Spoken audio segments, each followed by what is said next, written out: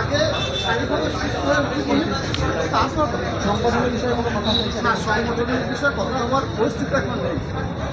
আজকে দাদা শারীরিকভাবে সুস্থ হয়ে উঠুক, 2 বছরের বেশি সময় ধরে তিনি আমাদের কাছ থেকে দূরে সরেছেন। একটা মিথ্যা মামলায় জেহাদিল আবুল রাখা হয়েছিল বারবার আমাদের মাধ্যমে। তাছাড়া বীরভূম জেলার সংগঠনটাকে দিয়ে তিল করে গড়ে তুলেছেন। সম্ভবত বীরভূম জেলার হাজারে হাজারে কাছাকাছি ওনাকে দেখার জন্য একবার আসছেন, আমরাও একবার দেখার জন্য আসছি। আমি একজন নিজেকে কর্মী বা সজীব বলে দেখা হলো, এরপর আগে সুস্থ হোক, তারপর কাজলদা 2 বছর আগের অনুব্রত মণ্ডল মানে কেষ্টদাকে আর আজকে কেষ্টদাকে দেখে কি কোনো পার্থক্য কিছু আছে? বাবা মায়ের কাছে কোনো ছেলেই বয়স্ক হয় না, ছোটবেলা থেকে বড় পর্যন্ত তার ছেলেই রয়েছে। সভাপতি আমাদের অভিভাবক যে জায়গায় ছিলেন সেই জায়গাতেই আছেন, কোনো চেঞ্জ হয়েছে বলে আমার মনে হয়। আগামী দিনে কি অনুব্রত মণ্ডল এই আসার পর, জেলায় আসার পর আগামী দিনে কি তৃণমূলের ভিত আরো শক্ত হলো? যখন জেলায় ছিলেন না তখন কি তৃণমূলের ভিত দুর্বল ছিল বলে মনে হচ্ছে আপনার? না, আমি বলছি আরো শক্ত হলো। 24 নির্বাচনে ভিত কি দুর্বল ছিল? ছিল না। টিম অনুব্রত কাজ করেছে, একদম সেই টিম অনুব্রত আগামী দিনে কাজ করবে। দাদা, অনেকেই বলে যে আপনার সঙ্গে অনুব্রত মণ্ডল একটা দূরত্ব ছিল। অনুব্রত মণ্ডল অর্থাৎ কেষ্টদা অর্থাৎ আমার অভিভাবক যখন বীরভূম জেলায় ছিল না, তাকে মিথ্যা মামলায় তেহার যে রাখা হয়েছিল, ওনার বাড়ির সামনে যে কার্তিক যে কালী পুজোটা হয়, যেটা কেষ্ট কালী নামে পরিচিত, ওটা আমিই করেছিলাম ওর পরিবারের সঙ্গে। তাছাড়া হাটসান্দি গ্রামে কেষ্টকার যে দুর্গা পুজো অনুষ্ঠান হয়, সে পুজোতে আমিই গিয়েছিলাম।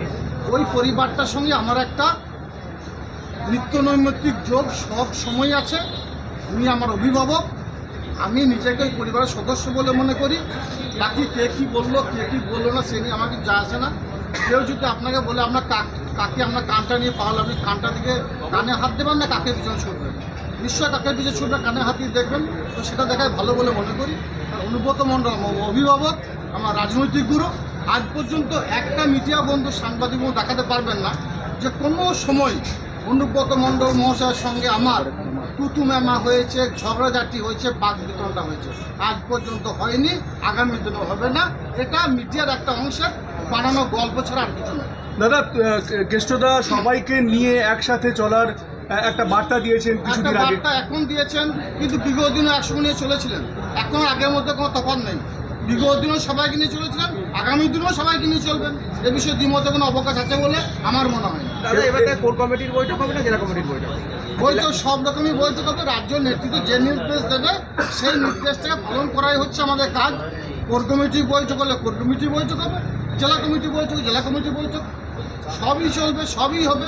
মোট কথা হচ্ছে মমতা বন্দ্যোপাধ্যায়, অভিষেক বন্দ্যোপাধ্যায় যে উন্নয়ন করেছে, যে জনমুখী প্রকল্পগুলো চালু করেছে 2011 থেকে 2024 মাত্র কয়েক বছরের ব্যবধানে, সেইগুলোকে সঠিকভাবে মানুষের বাড়িতে বাড়িতে পৌঁছে দেওয়াটা হচ্ছে আমাদের কাজ।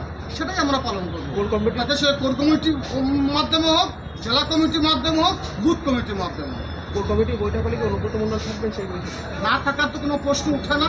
কারণ আবার বলছি, উনি বীরভূম জেলার সভাপতি আসনে বিগত দিনও ছিলেন, এখনও আছেন, আগামী দিনেও থাকবেন। দাদা